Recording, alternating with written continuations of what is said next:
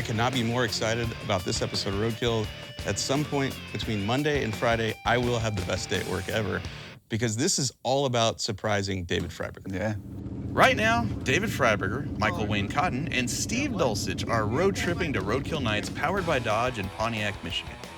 Why are they doing that? Well, for starters, it's our kick-ass annual event where we have actual street-legal drag racing down the one and only Woodward Avenue. The grounds at the M1 Concourse are taken over for an amazing Roadkill get-together for fans, where we have a car show, Dodge drift rides and thrill rides, Roadkill cars on display, grudge racing on the street, and more. If you've never been, you're missing out. But more importantly, why are the guys road tripping there? Well, it's because it was the best cover story we could think of to keep Freiberger busy long enough so that we could give him the surprise of a lifetime by rebuilding his broken Hemi engine without him knowing. Cotton is in on the surprise, but we had to leave Dulcich in the dark since they spend so much time together, we couldn't risk a slip-up. Meanwhile, Newbern and I are here in Georgia, and we're also going to road trip to Michigan, but our plan is to surprise Freiberger with none other than the Hemi Gremmie.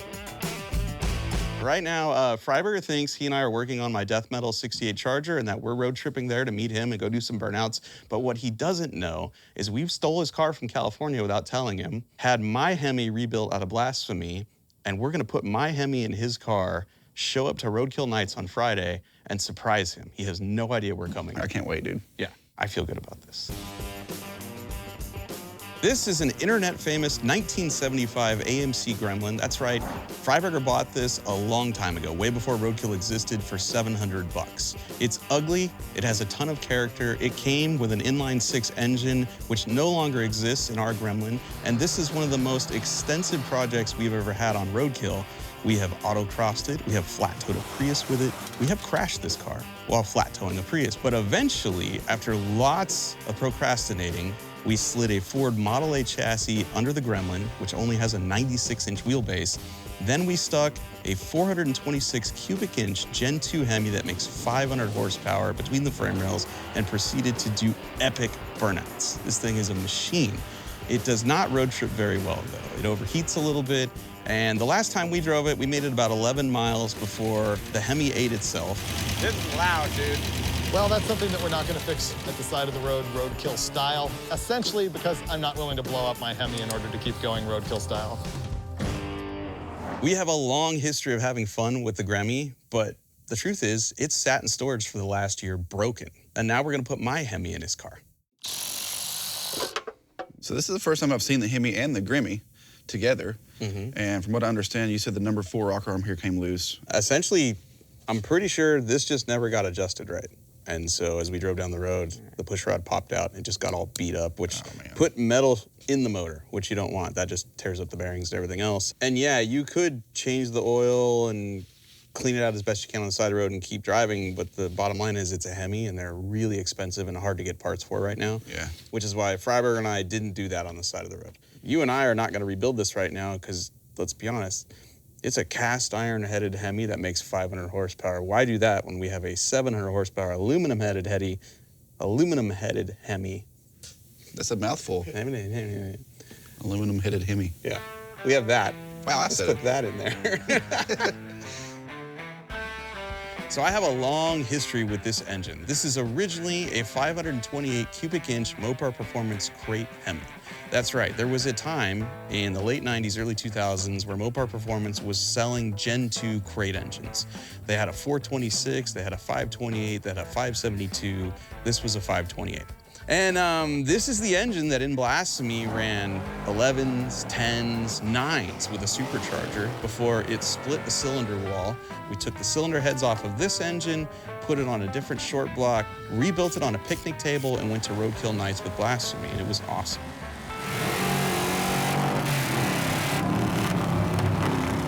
Then I went to Drag Week with it, and those old cylinder heads dropped a valve in my new short block and destroyed the whole thing. Finally, the motivation to rebuild it became the Hemi Gremmie when its Hemi died. And so we went through it, had James Bostic of Yuma, Arizona rebuild the whole thing with new valve train from Bob Mazzolini Racing, and it's 11-to-1 compression. It should not ever see a supercharger again, which I hope it doesn't because the tunnel ram looks perfect in the Hemi Gremmie. So on the outside, everything is virtually the same between the new engine and the old one, except the new engine has aluminum heads, which save a bunch of weight. But inside, a lot of action happening there. So your garden variety Gen 2 426 Hemi has a 4 1/4 inch bore. That's the hole the pistons go in, and a 3 3/4 inch stroke. This engine has a 4 1/2 inch bore and a 4 150 stroke. So more cubic inches, more volume, more of everything that you like that makes horsepower. This is a bad mamma jamma, and we want to thank Steve Brule at West Tech Performance for dynoing and coordinating all of the shenanigans that took place. And we also want to thank James Bostic in Yuma, Arizona for assembling this bad boy.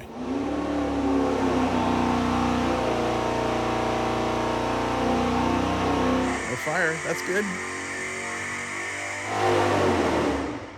What did it make? 707. I think the next time we see Freiberger in his Hemi Gremmie, he's in trouble. He's got a couple hundred more horsepower with probably 60 or 80 pounds less weight on the nose. That's why you can appreciate such a fine automobile, you know? This engine just made over 700 horsepower, 200 more than the 426 Hemi it's going to replace. When we stick this in this car, it's going to be lighter, it's going to be more powerful, it's going to be even sketchier, and we'll do amazing burnouts, and I can't wait to see the look on Freiberger's face. So right now what I'm doing is I'm removing the old dowel pins out of the engine block. We have a unique combo here. We are running a Chevrolet 4L80 transmission behind our Mopar engine, and it required this adapter that we made, and the adapter is a 1/4 inch thick, so these old dowels are not long enough to go through the adapter and into the transmission. You need these to go into the transmission bell housing because these are really what's supposed to take the torque of the engine. I've got to get these out, tap these in, then I can put the adapter in, then I can put the flex plate and the adapter there, and we'll be good to go. Unless, you know, none of this wants to come out, then a half-hour job turns into a 3-hour job.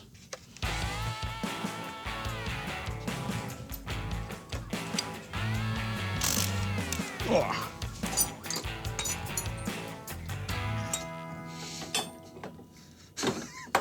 That's the right one for the right side? Yeah. I'm not sure what oil filter setup they had on the previous motor. Either these are backwards and got labeled wrong, or there's a different setup maybe in the car. So I'm gonna figure that out right now. The great thing about filming everything is we could just go to motortrendondemand.com and watch the episode. There's a video record of everything we did. Look at how happy Freiberger was when the car ran. All right, check it out. That's completely different. Where is it? I don't see it. Oh, damn. I could probably hack that one in. Do it for Freiberger, dude. Do your part. It clears, I can get bolts in it, but this is really, really close to the oil pump here. So I'm gonna take a little more material off right there because I don't want it vibrating and like rubbing on that.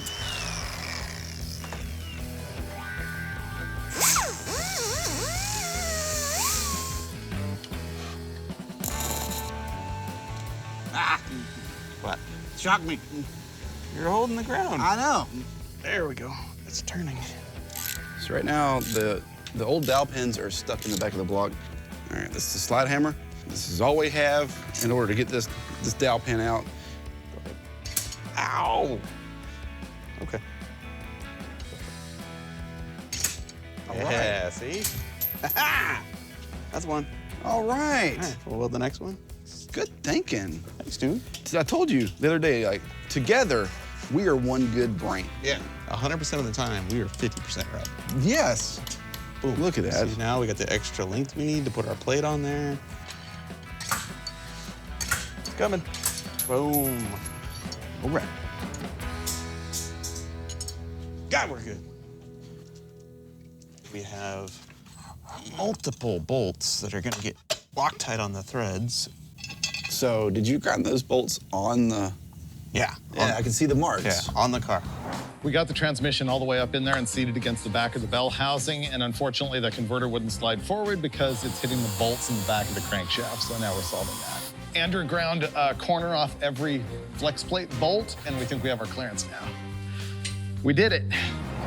The danger here is that when we torque these back down, that the heads end up in the right place so that the ground part is out here on the perimeter. Otherwise, we're gonna have to grind it some more, and pretty soon there's gonna be no head left to tighten on this bolt, so. So let's pick a torque number that's maybe 10 pounds less than what we need. That way it gives us a buffering room so we can actually twist it further if we have to. No, that's not good. We got problems. Maybe it's a one-time use only thing. We'll grind both sides of the header. What are the rules on gift giving? Like, we're giving the guy a motor. Later on, I mean, is it our fault if he can't get it apart?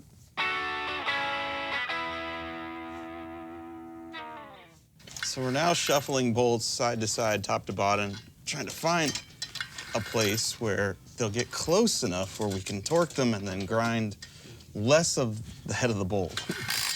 Ah, wait a minute, what are we doing here, dude? Let's just put new bolts in it and then grind the heads again.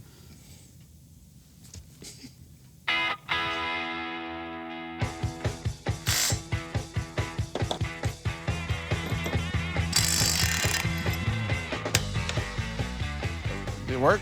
Yeah. Last piece of the puzzle, our bolts are in, they are torqued. The problem now is the head of the bolt is too thick and it hits our converter. We don't have another set of bolts, so what we're gonna do is once again, grind the head of the bolt on the outside of the diameter of the bolt pattern to keep it from hitting the torque converter. Once we do that, yes, the next person that has to take these apart is gonna have a hell of a time.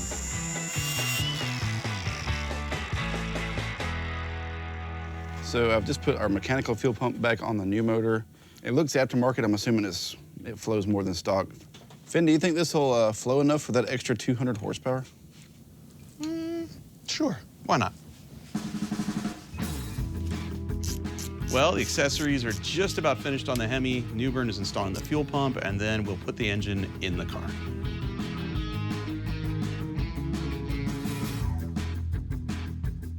The hoist has the motor picked up level, but the motor sits in the car at an angle like that, so we're just gonna use a ratchet strap to tilt it so we can get it to slide in the bell housing and down over the engine mounts.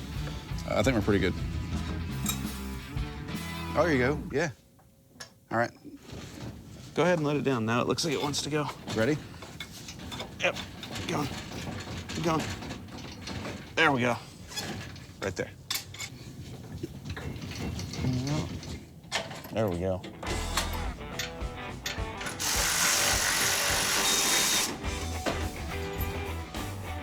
All right, the engine is bolted in.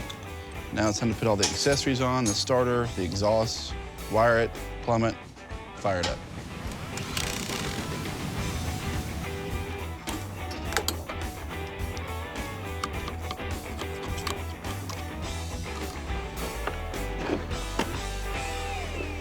We are humming right along. Bolting the last few parts on this. Newbern's doing the header on that side. We need to put a header on this side, hook up the fuel lines, wire the distributor, put the radiator in, and then this thing will make noise. Do you think their cars are running? Do you think their cars make noise before this car does? What if their cars don't make it and this one does? I don't know. What do you think they're talking about? Well, with cotton, anything's possible, I gotta be honest. I wish I was like a fly on the wall up there. I just want to see, are they still there? Are they on the road? Like, Yeah. are those cars like running? What are they doing? So we haven't figured out a route. We just gonna be there. I just want to take small roads. I don't want to take the highway. Dude, I love that idea. Yeah. Question is, let's take bets, guys. Are Finnegan and Newbern gonna make it with no difficulty in the death metal Charger? Here's what I think.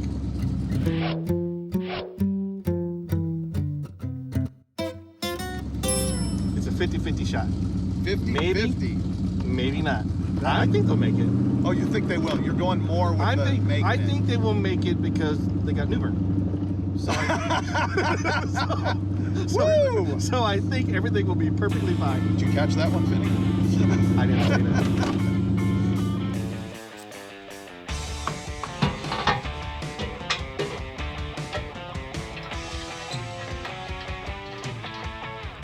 All right, one of the last things to do is wire the distributor. The one that was in here required the use of an ignition box, and the new one is a ready-to-run distributor. Just run ignition to it, and it's ready to go. The old one that was in here required the use of an ignition box, and normally we would just leave this in here, tap into the wiring, and just go. But we're not gonna do that. I'm gonna pull all this out, clean the wiring up, and I might even put a fuse in here, you know, because I care. It's Freiberger's car, and we're trying to do this right. Do you think he wants that? How does he feel about ready-to-run distributors? I genuinely don't know. Yeah, so all of this is not needed anymore. You're right. Just because he chose to put that ignition box in there and went a lot of trouble to wire it, you should take it out.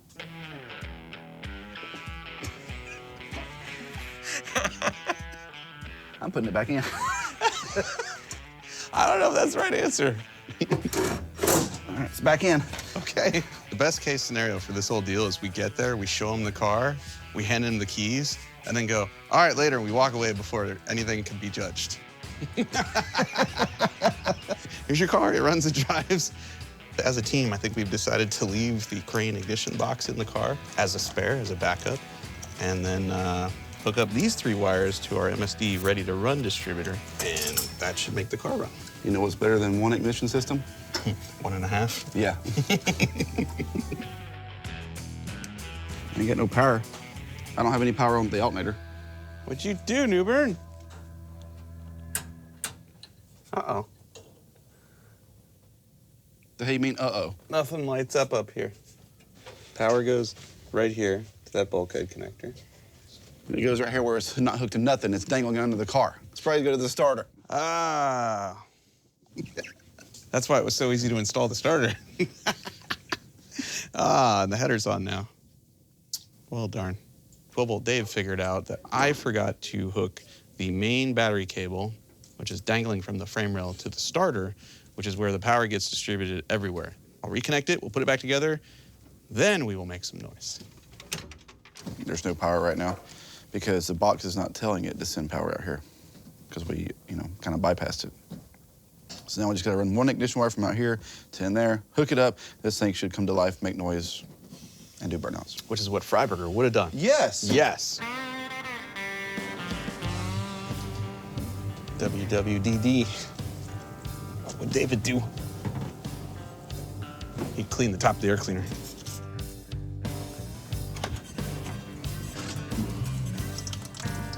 This is working. So it's raining. I figure we can fire it up in here, but we really can't test drive it because it's got no wipers, nor can we let anyone see it out and about. So pretty much we'll fire it up here, make sure it runs, assume it does good burnouts, and then load it on the ramp truck and go. He can do the first burnout. He can do the first burnout. He can do all the burnouts. Yeah. That way if it breaks, that's his. Big moment. I believe it is wired, it is plumbed. We no longer need this piece of tape that says do not start or crank because the number 4 rocker arm is loose. Yeah, do it. Here we go.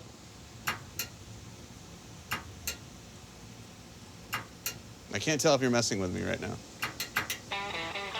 Turn the ignition on. There you go. Ready? Yep.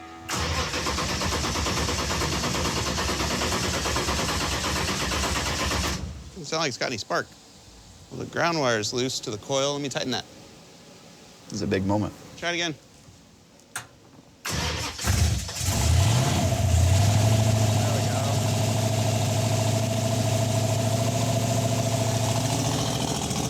Got oil pressure? Nice.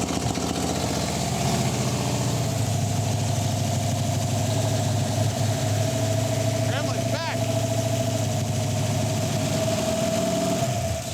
No weird noises. It's perfect. Thank God. Go ahead and kill it. No weird noises, no leaks. We good. I'm gonna have a beer just for Freiberger. Now on to the surprise. We need to shoot a decoy video. We'll go to the other shop. We'll shoot a clip with death metal, like, hey, we're getting ready to go on a road trip. And then we go radio silence. So he thinks we've got it. Meanwhile, we load this on the back of the ramp truck because there's no way we're gonna risk driving this there. And we'll cover it in cardboard boxes, a blue tarp or something. That way, when it's going down the highway, no one knows what it is. And then when we get there, we'll uncover it. Okay.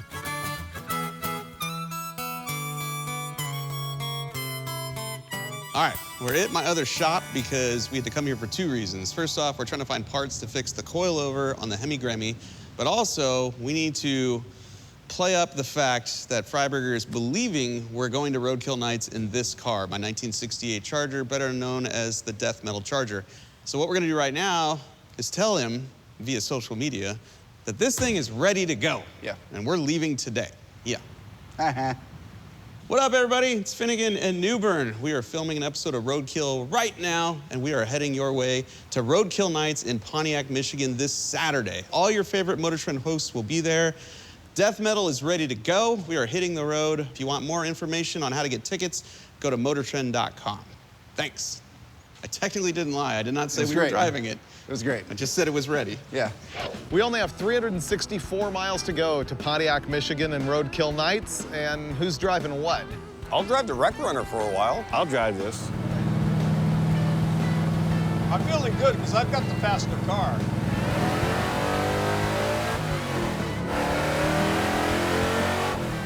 Speed racer back there ain't racing up with us. Taking his own time. He back there driving his own way, Miss Daisy. Okay, so these are coilovers off my 1955 Chevy Bel Air, known as Blasphemy. They are shorter. However, if the spring diameter is the same and if the piston's the same, that color may work on this coilover. More pieces of Blasphemy, bringing the Hemi Gremmie back to life. Oh, yeah, I didn't think about that. Yeah, let's roll.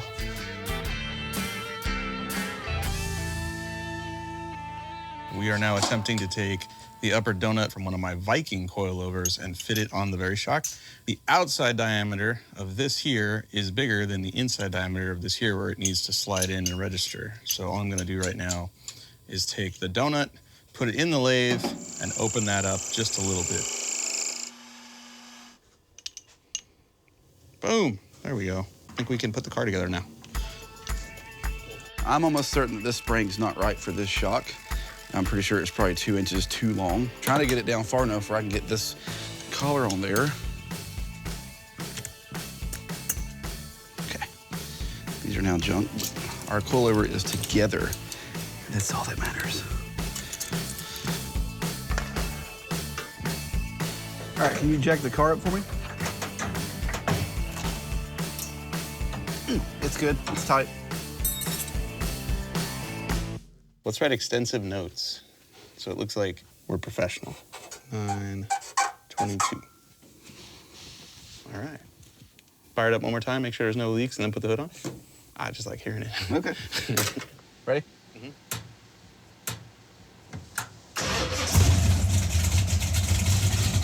Sounds good, dude.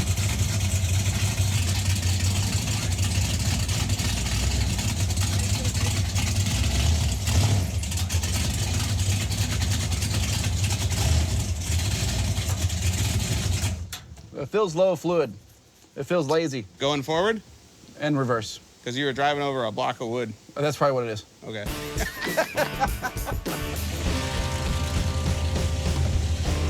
Oh, man, she is beautiful. We need to hurry up and get it on here and cover it up before somebody takes a picture of it. What you've got here in front of you is your standard hide a gremlin on the back of a ramp truck when you're going to Michigan kit. We have 2 twin mattresses.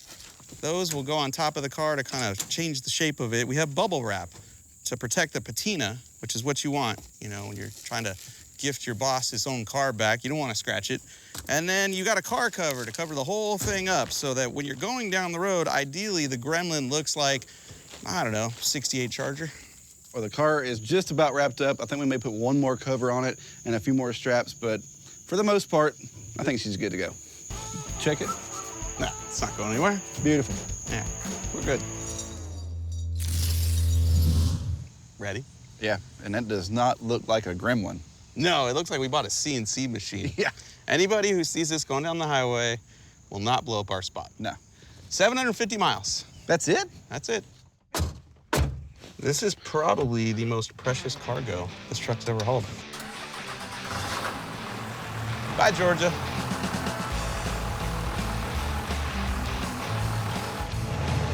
So far, so good.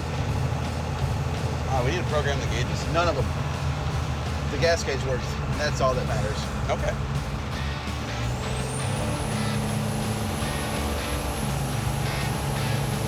Oh, dude, it's like the car's not even back there, dude.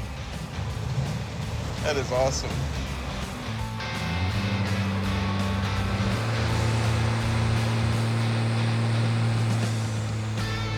We have these really nice electric gauges. We have a diesel engine in a truck that was originally gas. We have to program the gauges to get the speedo to read correctly and the tach, and we're struggling.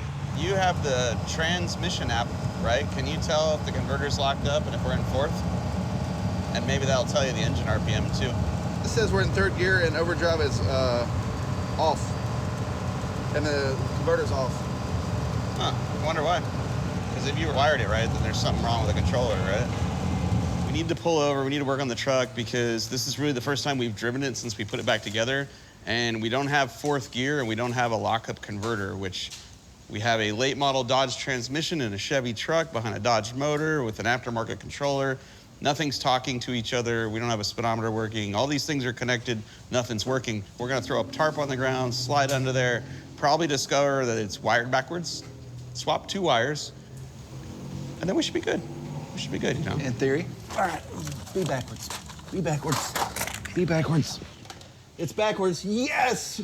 Oh, nice. Clip is on the bottom. That means all we gotta do is flip two wires and we get overdrive. So basically, when I wired this, the guy that told me how to wire it assumed that the plug was in here with the clip up. So he told me how to wire it, but ours, the clip is down. So I think I got these 2 outside prongs wired backwards. We call him 12-volt Dave, not because he can't wire anything. I can hear you. We call him 12-volt Dave because he won't work on anything, but he'll just stand next to your car and the electrical system will catch on fire. That's why we call him 12-volt Dave.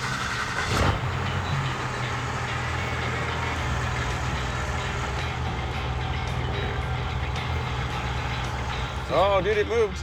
I got it to go up.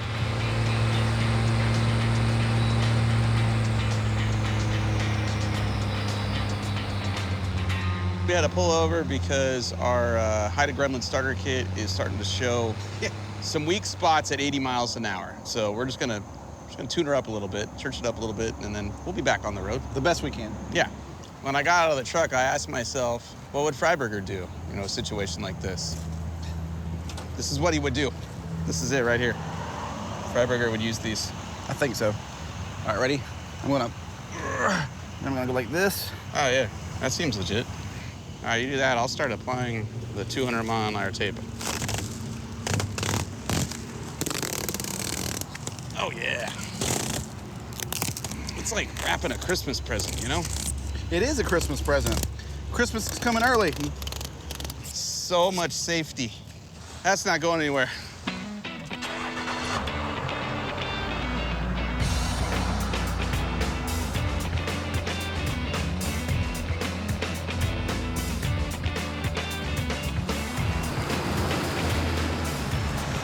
Hey, it's official. We're in Tennessee. Woo-hoo! We made it! One whole state. Knoxville, here we come.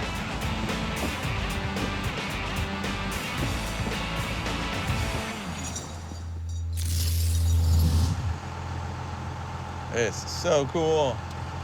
As I was lying in my comfortable hotel room this morning, I thought to myself, what would Freiberger do? I know what he would do. Ban and drag strips. Yep. Yeah. Downtown Knoxville is pretty sweet. It really is. Is this a river? I wonder what river this is. Tennessee Riverboat Company. This is cool. All these cool places.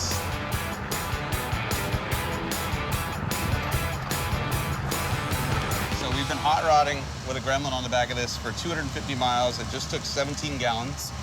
Do the math. 14.7 miles per gallon. Ooh, that's not bad.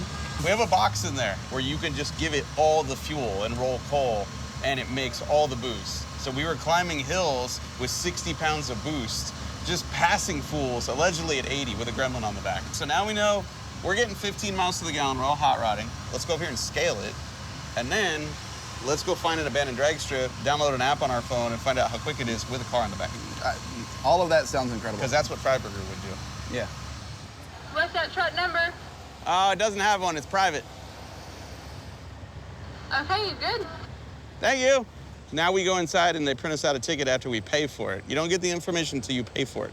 On the back axle alone, we're carrying 8,000 pounds for a grand total of 12,460. Oh, wow. Okay. Yeah. Yeah. Let's go.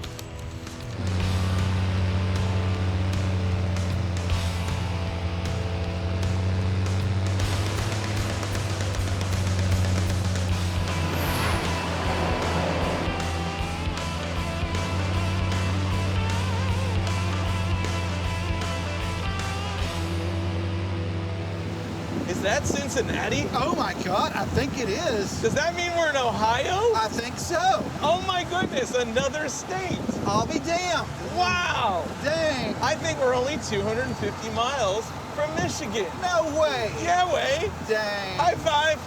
Wow. There's a sign. Ohio. Find it here. It is official. We have now made it from Kentucky to Ohio.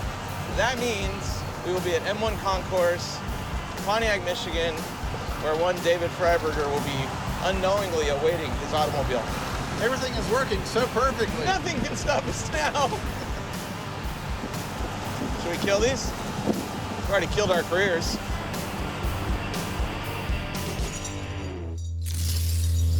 Welcome to day 5. Yeah, Dayton, Ohio. Yeah, it's Friday, yeah. We have managed to find an abandoned racetrack. We're pretty sure we can go there and run this for a full quarter mile and find out how fast the ramp truck is with the Hemi Gremmie on back. And then we only have a 200-mile drive to reach M1 Concourse, Pontiac, Michigan, Roadkill Nights to unveil this thing finally and get this secret off my chest. Yeah, it's getting hard to keep the secret. He's gonna find out. He's gonna find out, so let's do this. Let's make somebody happy. Let's go. I'm excited to find out how fast this car might go. I think this rig will run a 17-second quarter mile. It's gonna be mint. It is gonna be mint. What are all the Freiberger-isms? It's gonna be mint. This stuff is junk. Nobody likes you.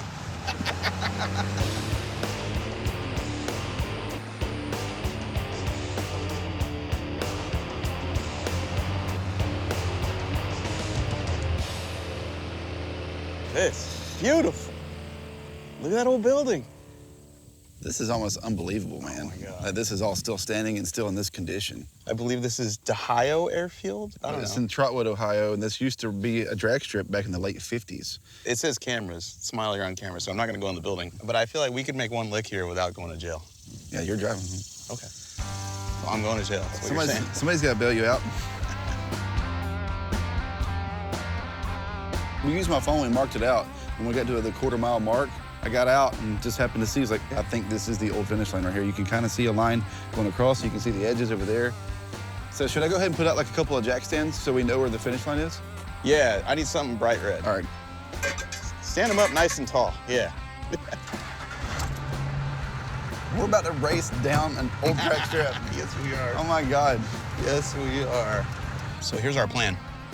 We have precisely marked out 1/4 of 1 mile on this asphalt tarmac. And just know, loaded for bear, this is 12,500 pounds. That's what we're about to accelerate down this drag strip. Give it everything. All the boost, all the fuel is on right now at the starting line. We should have smoke. Oh yeah, we have smoke. You ready? Yeah. Come on, baby. Oh boy. Oh, there we go. Whoa. Oh boy. That is 50 miles an hour. There we go. Oh, we are locked up. Yes, son. Whoa.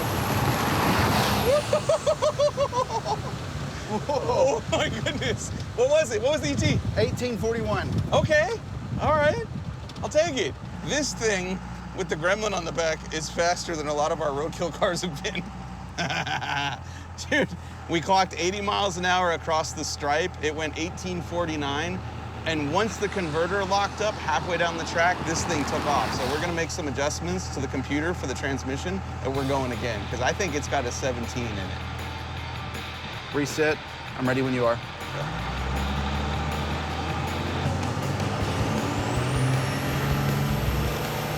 Go, truck. All right, 1,400 EDTs. Lock up. There we go. Come on, shift. Shift. It's not shifting. Oh, it shifted right there at the end. That's weird. What was the ET? 1639. All right, it went quicker. If it had shifted, oh man. All right, but everything's hot now, so. Yeah, everything's hot. That's it. All right, 1639. So it didn't go into fourth. That's weird. Yeah, the car didn't fall off. Yeah, let's stop playing in this. We've had our fun. Yeah. Okay. Let's go see Freiberger.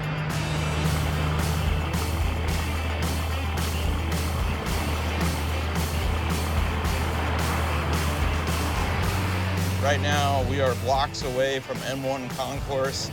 This is where Roadkill Nights is happening. Freiberger is on the premises. He's wondering what's going on. Roadkill Nights in Pontiac, Michigan, powered by Dodge. This is the deal where we shut down Woodward Avenue for street racing in front of 40,000 people.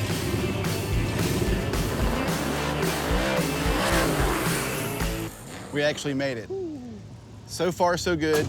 I believe he's on the other side of these buildings, so as long as we're back here, he can't see us. What's up, sweethearts? What's going on? Well, you got a load of lumber here? You don't want to get wet? What's up with It's a this? piece of machinery. Tell me what you think this is. I'm feeling water. Okay, that's a great guess.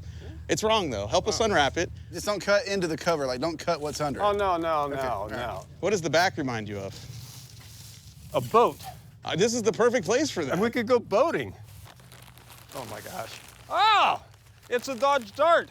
No, you No, want it's to a try it again? Gremlin. It's the Hemi Gremmie. It's a Dodge Dart.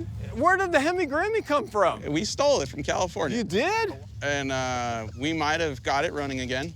No way. Yeah. Freiberger's gonna lose his mind. That's what we're hoping for. We're hoping he has no clue. He doesn't.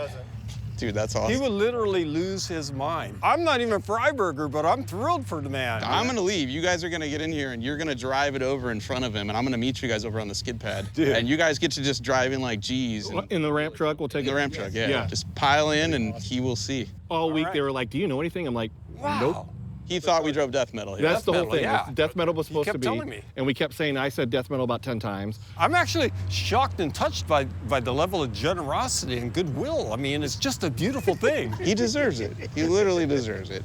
You are just a bro's bro, man. I love that guy. This was a hard secret to keep for months and months. This sucked. Woo. Nervous. You did good. Let's just go down there and let's make the rest of it happen and have a good time. I'm kind of interested in seeing Freiberger's reaction, you know? Whew. Finally, after 5 days of just panic of trying to keep this secret, we can finally see the Gremlin on top of the ramp truck, and in just a few minutes, Freiberger's gonna find out how fast it is, which really excites me. How many people here watch Roadkill? Everybody. I got a little confession to make here. I've been lying to Mr. Freiberger for a long time, so I'm ready to end this whole thing right now. No idea what's going on right He now. has no idea why he's here. He thought he was here for some unveiling of a Dodge. Am I getting a cooler dumped over my head or something? I'm thinking I'm getting a cooler dumped over my head. You are not getting a cooler dumped over your head, but we do have a surprise for you. Okay. 13 years ago, this guy hired me to go work at Hot Rod Magazine. And pretty much from that moment on, I've had one adventure after another. And about a year ago, I wanted to repay you, and I didn't have a good idea of how to do that until something happened. And it gave me a great idea of how to repay you. And so any minute now, my friends are gonna be driving in here with something that you know nothing about. But for over a year now, we have been hiding a secret. We have stole a car from you. We've stolen an engine from you. Really? Behind your back, we fixed your car and your engine. Oh, no way. This is the Hemi Gremmie. This is the car that I would say this is one of your biggest builds. And sadly, on our first real road trip, like 10 miles in, it ate a push rod, it ate a rocker. You were bummed out because you didn't have time to fix it. We got together with the idea of fixing the Hemi Gremmie. That's wild. And although that's a great idea, I decided, 500 horsepower wasn't enough. It needed to be a little sketchier. So we are now full circle. I once traded you a bunch of V6 parts for a Hemi. I have rebuilt that Hemi for you. It makes 700 horsepower. No way! It has aluminum heads. And the original Hemi that you gave me for my 55 Chevy Blasphemy is now parked inside of the Hemi Gremmie. Get out. Yes. Okay, this is absolutely stunning to me. I had no idea, man. Thank you so much. I don't know what to say. I didn't think anything like this would ever happen to me. There was a time a long time ago where they wanted to do an episode of overhauling with one of my cars. I said, no way, don't ever do that. I don't want you to do that to my car. I want you to put 700 horsepower in the Hemi Gremmie. This is a complete shock. Did you drive it here? No, I didn't want it to break again.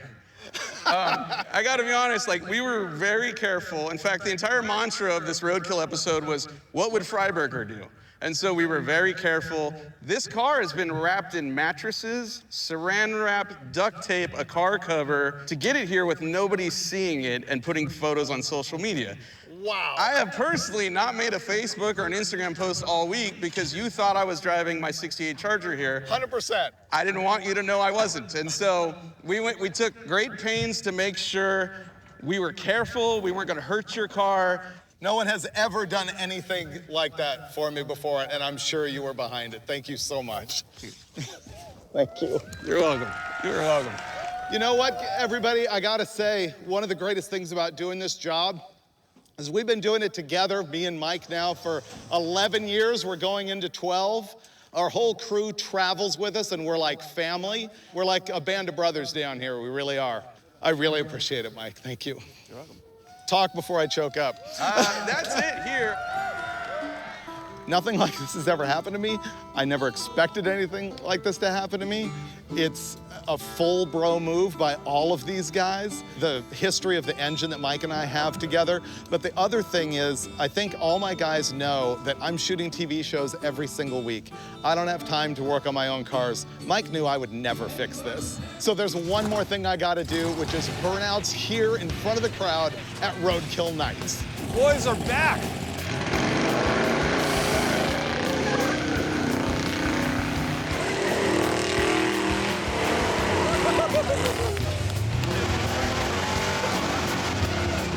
I forgot how sketchy this thing is, man. That's what makes it fun.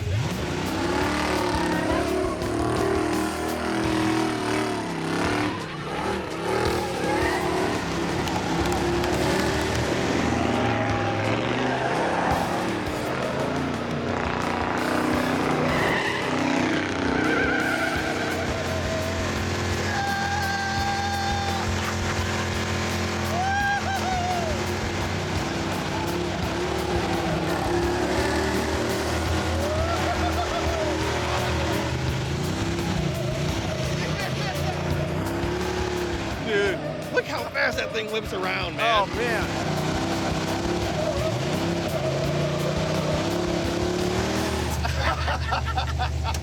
Yeehaw! Woo!